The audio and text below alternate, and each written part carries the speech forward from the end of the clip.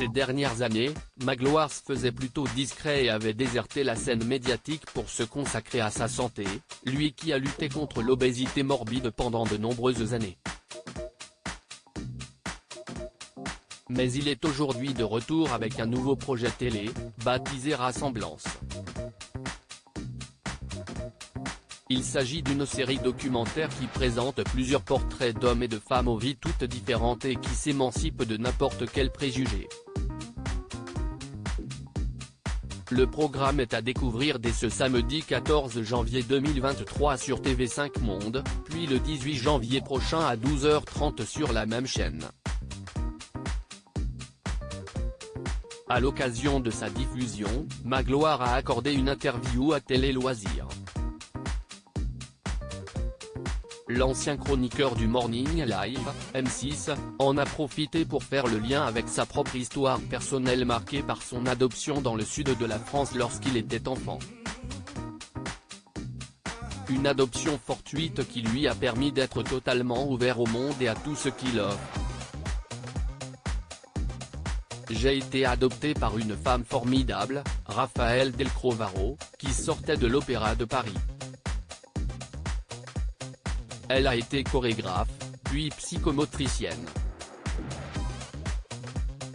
J'ai été élevé dans la religion catholique, elle était elle-même juive, mes copains étaient musulmans. Un jour, on est monté à Paris, avec l'accent du sud-ouest, pour visiter un temple bouddhiste, voir un ami rabbin. Bref, avoir d'autres ouvertures. Et j'ai aussi eu la chance de voyager, aux États-Unis, au Canada, partout dans le monde.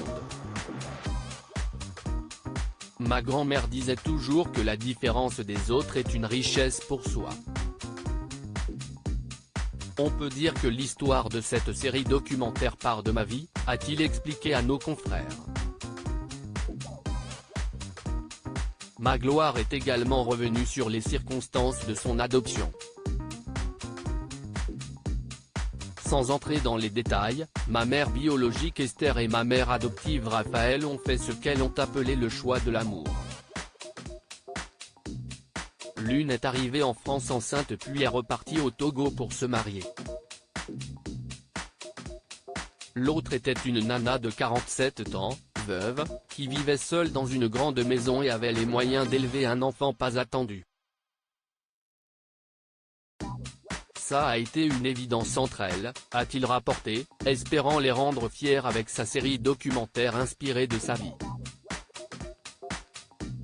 À noter malheureusement que Raphaël, sa mère adoptive, est décédée des suites de la maladie d'Alzheimer en 2016.